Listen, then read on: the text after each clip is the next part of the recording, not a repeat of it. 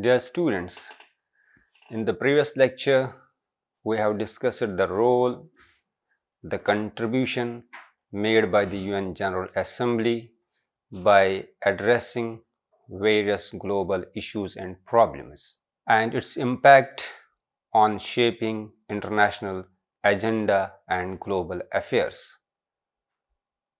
We have also discussed various challenges which UN General Assembly faces while discharging its duties, its functions. In today's lecture, we are going to discuss one of the most important organ of the UN system, that is Security Council.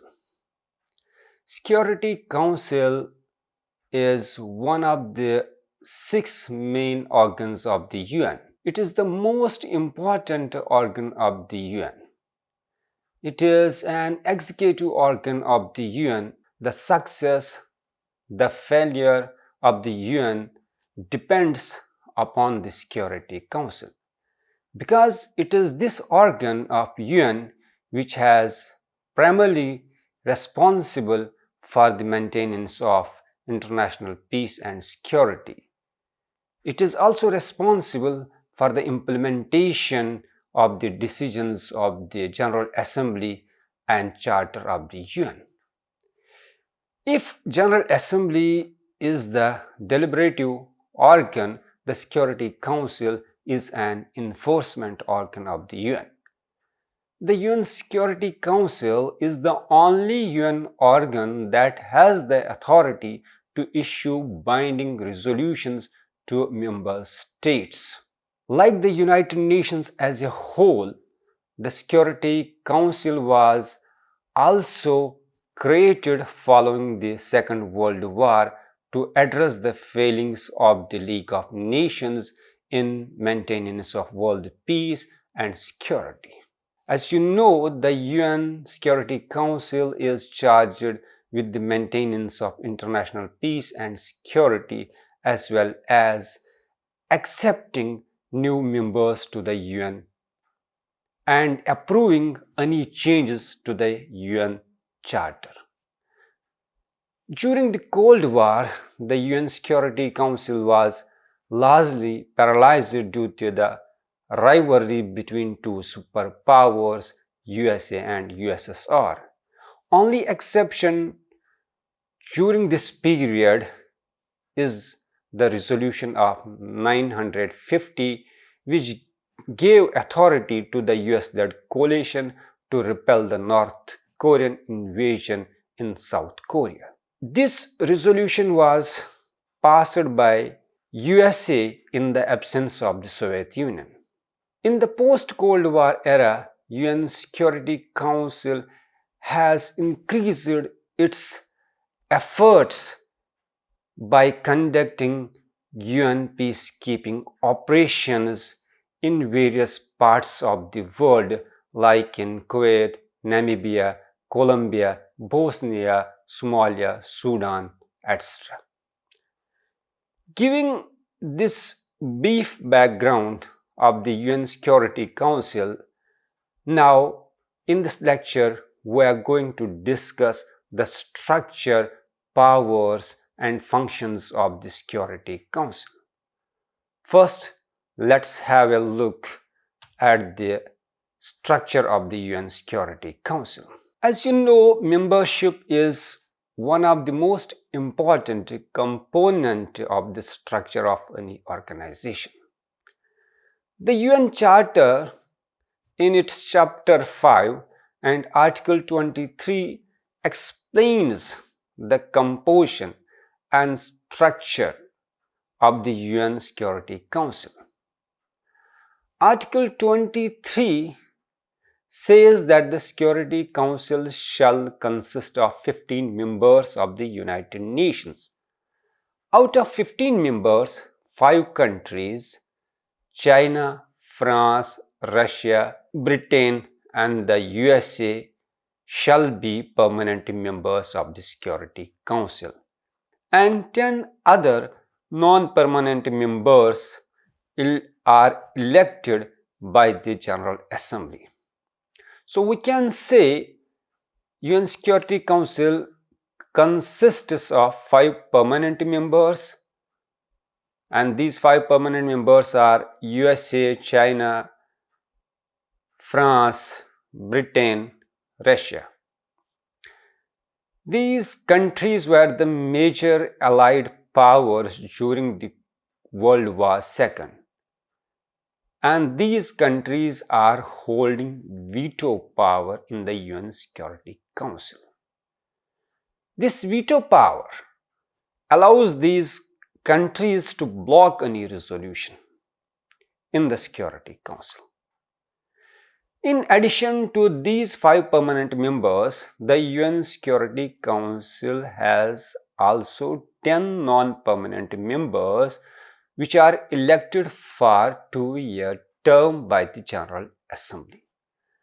Non-permanent members are selected on the principle of equitable geographic distribution. 5 members are selected from African and Asian states, 1 from Eastern European states, 2 from Latin American and Caribbean states, 2 from Western European and other states. These non-permanent members do not have any veto power, but they participate in the decision-making process and therefore contribute to the Security Council's work. In Security Council, permanent members have the power of veto, which means any one of the permanent member can prevent the adoption of a resolution regardless of the level of support from other members. This veto power is a significant aspect of decision making within the UN Security Council and therefore can be used to block resolutions even they have overwhelming support from the rest of the Council. Another important component of the structure is presidency of the UN Security Council. There is one president of the Security Council. This president does not have an exceptional position, and every member holds presidency by alphabetical order for 1 month. The president is also known as the president of the council. The president holds office for 1 month and presides over meetings during his tenure. The presidency rotates regardless of whether the member is permanent or non-permanent. The president is responsible for organizing and chairing meetings of the UN Security Council. The president also plays a crucial role in facilitating discussions, managing debates, and ensuring the implementation of decisions. The President represents the Council in its interactions with other UN bodies, other member states, and other external stakeholders. Another component of the UN Security Council's structure is sessions. The UN Security Council is the only organ of the UN which is always in session. Article 28 says the Security Council shall be so organized as to be able to function continuously. The Security Council shall hold periodic meetings at which each of its members may be represented by a member of the government or by some other specially designated representative. The Security Council may hold meetings at such places other than the seat of the organization. There are 2 types of sessions within UN Security Council. One is open and another is closed session. So UN Security Council holds both open as well as closed meetings. Open meetings are attended by all member states and sometimes by non-member states are representatives of relevant organizations. Closed meetings, on the other hand, are attended only by the council members and are used for more confidential discussions, particularly on sensitive matters. Now we are going to have a look at the voting procedure within UN Security Council.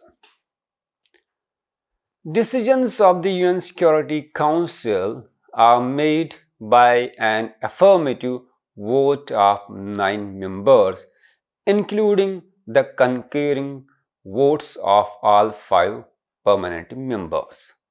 This means that a resolution can only be adopted if it receives at least 9 affirmative votes and no votes from any of the permanent members. There are 2 types of resolutions which can be adopted by the UN Security Council. The first is substantive resolutions. These resolutions address specific issues related to international peace and security, such as imposing sanctions, authorizing peacekeeping missions, or authorizing the use of force. Another is procedural resolutions.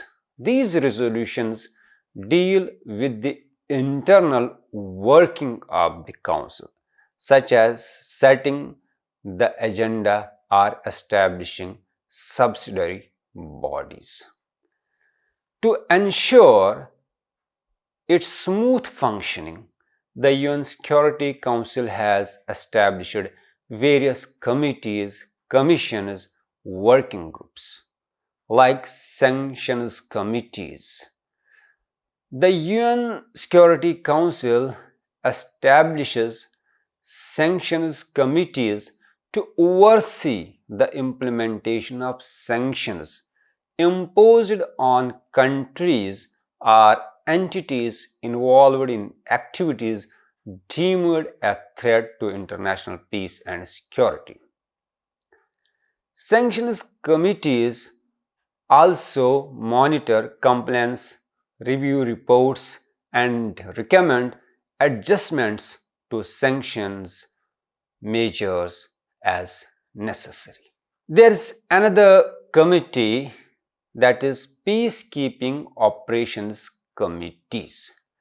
The UN may establish committees to oversee specific peacekeeping missions authorized by the Council. Peacekeeping Operations Committees monitor the implementation of mandates, assess the security situation, and provide recommendations to the Council on adjustments or extensions of mandates. There are other subsidiary bodies within UN. As I told you that UN Security Council may create additional subsidiary bodies such as working groups or ad hoc committees to address specific issues or conflicts. These bodies play a supportive role in gathering information, in conducting investigations, and formulating recommendations for the Council's consideration. Discussing the structure of the Security Council, we can say that the Security Council consists of 15 members, 5 permanent members and 10 non-permanent members.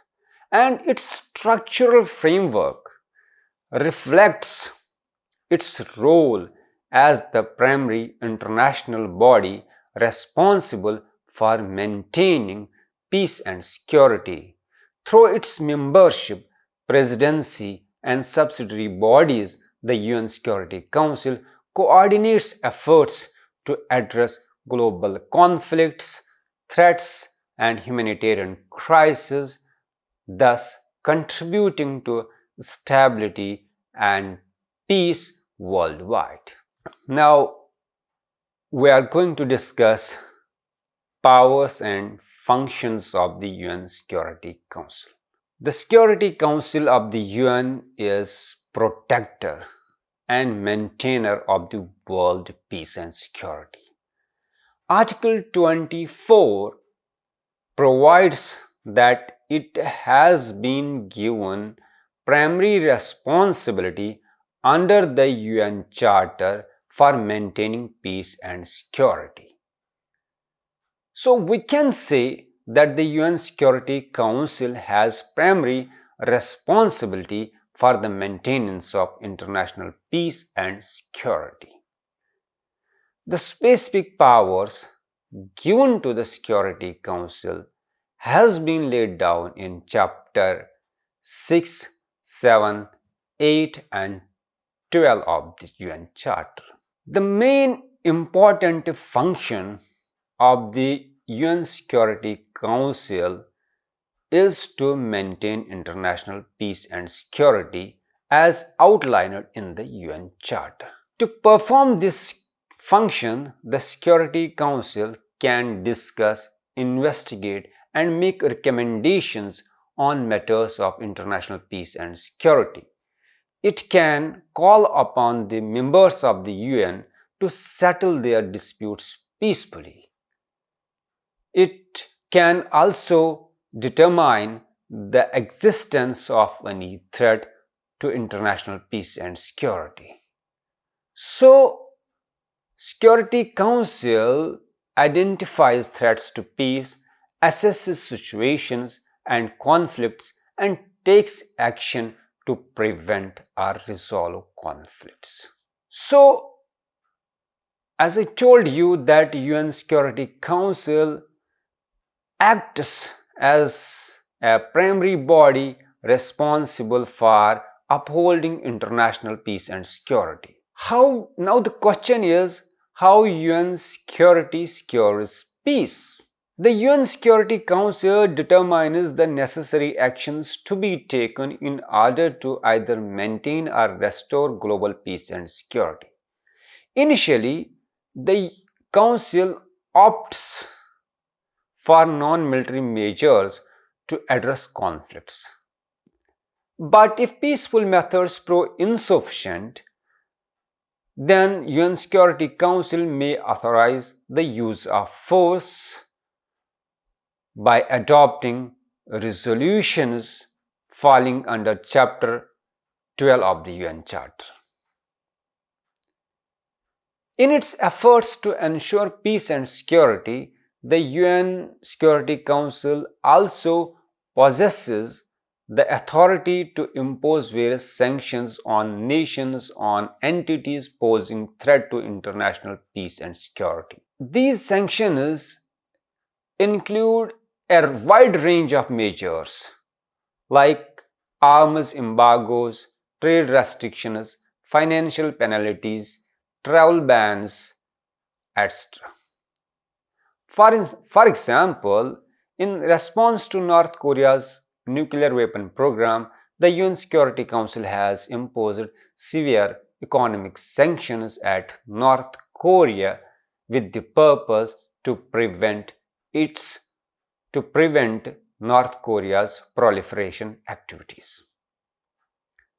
Furthermore, the UN Security Council is empowered to establish peacekeeping missions in conflict zones with the aim of preserving peace.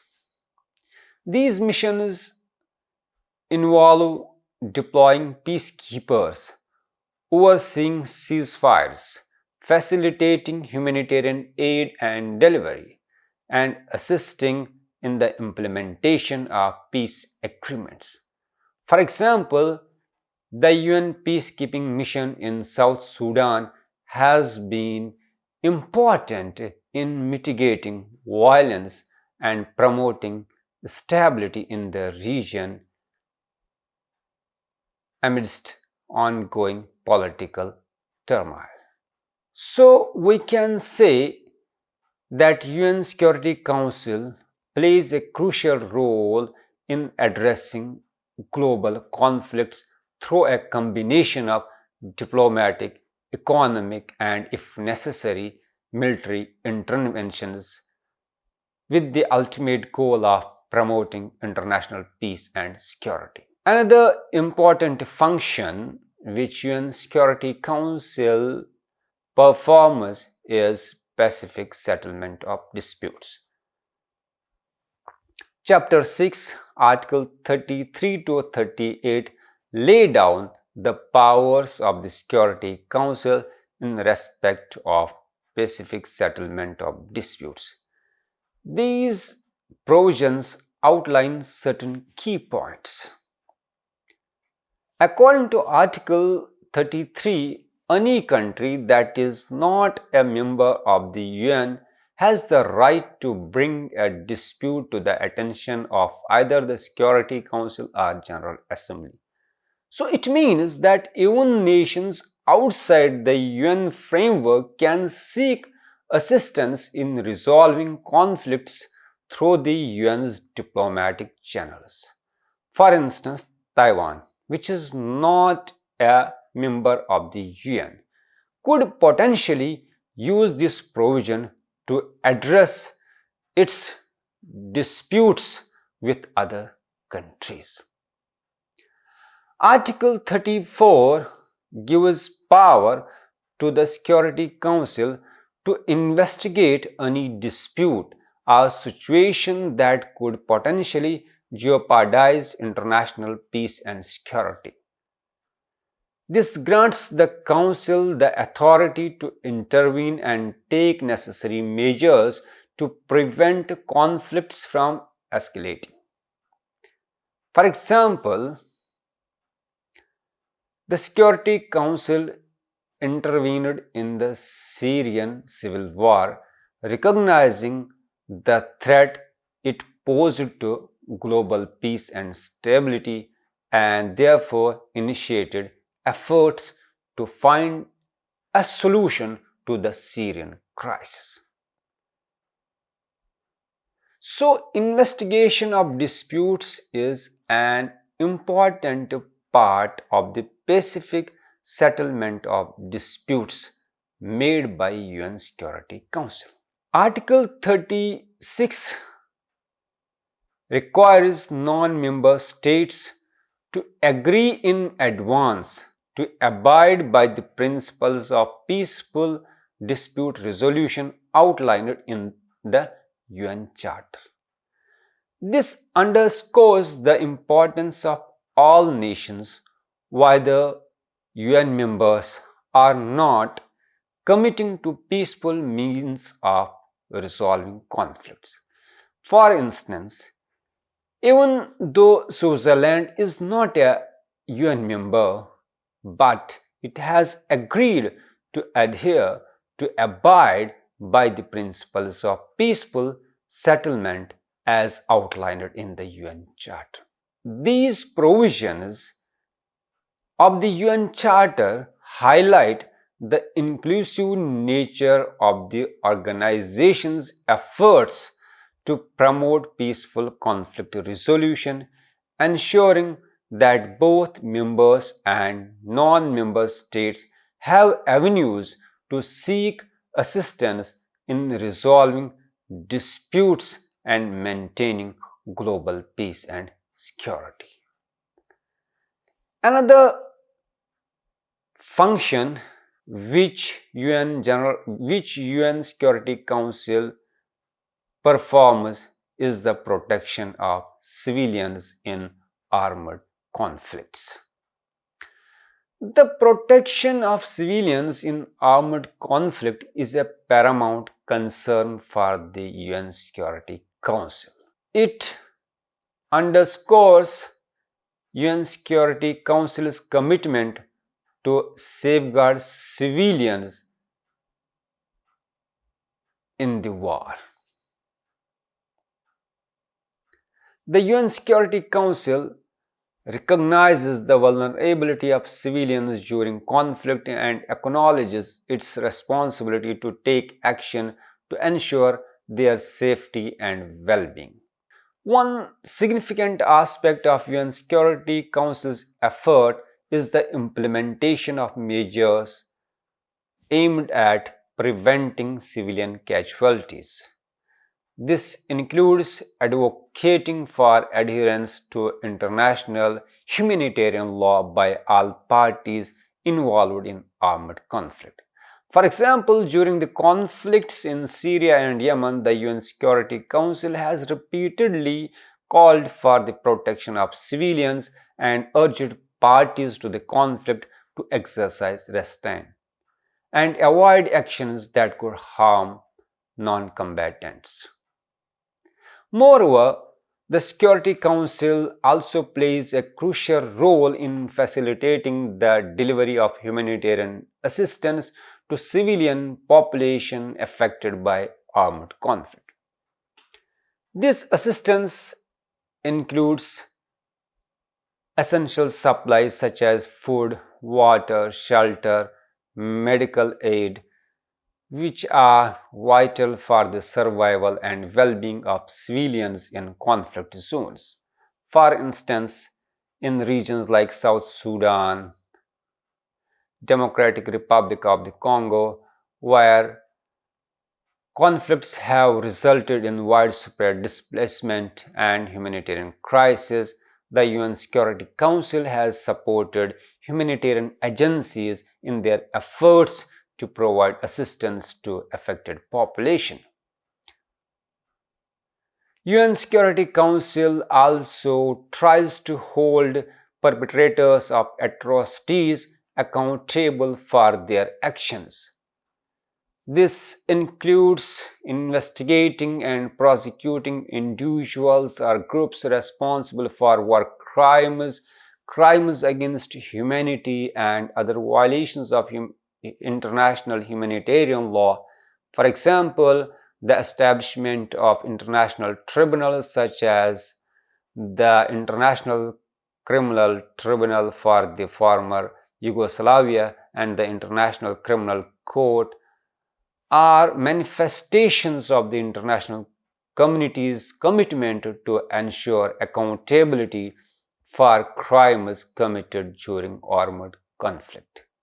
So we can say UN Security Council emphasis on the protection of civilians in armed conflict underscores the importance of upholding humanitarian principles and international law in times of war. Through measures aimed at preventing civilian casualties, providing humanitarian assistance, and holding perpetrators accountable, the UN Security Council plays a critical role in mitigating the impact of armed conflicts on civilian populations and promoting peace and stability in conflict-affected regions. Another important function which UN General Assembly plays is non-proliferation of weapons of mass destruction. UN Security Council also performs the function of preventing the spread of weapons of mass destruction such as nuclear weapons, chemical weapons, biological weapons. UN Security Council takes action to stop the spread of weapons of mass destruction by imposing sanctions and restrictions on countries attempting to develop or acquire such weapons. For example, when North Korea conducted nuclear tests in violation of international norms, the UN Security Council responded by imposing sanctions aimed at curbing its nuclear program and preventing further proliferation. In addition to preventing proliferation, the UN Security Council also promotes disarmament efforts to reduce existing stockpiles of weapons of mass destruction worldwide. This involves encouraging countries to participate in disarmament treaties and agreements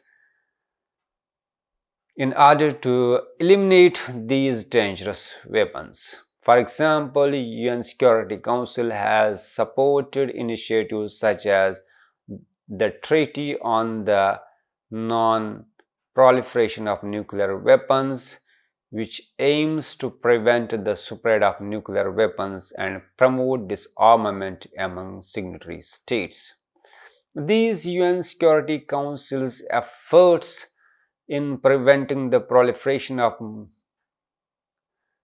weapons of mass destruction, promoting disarmament, and addressing related threats are essential for maintaining global peace and security. By working together with other members and international organizations, the UN Security Council aims to create a world free from the dangers posed by these devastating weapons. The UN Security Council also holds several electoral responsibilities. These include recommending new member states for admission to the General Assembly, participating in the selection of the Secretary General, suggesting the suspension of UN members who consistently breach the UN Charter, and participation in the election of judges to the International Court of Justice. For example, countries like Albania, Hungary, and Romania faced delays in joining the UN because the Security Council did not recommend their applications for admission initially. Similarly, when it comes to selecting the Secretary General, the Security Council has a say in the process, along with the UN General Assembly. In addition to it, if a member state persistently violates the UN Charter, the Security Council can propose their suspension to the General Assembly. Moreover, the Security Council contributes to the election of judges to the International Court of Justice, ensuring that qualified individuals are appointed to serve on the highest judicial body of the UN. These electoral functions are important for maintaining the integrity and effectiveness of the UN's decision-making process. Now we can say that UN Security Council performs many functions and powers for maintaining international peace and security. Its powers and functions include a wide range of responsibilities aimed at addressing threats to peace, promoting conflict resolution, protecting civilians, and upholding the principles of the UN Charter. Dear students, so in this lesson, we have seen the structure, powers, and functions of the UN Security Council.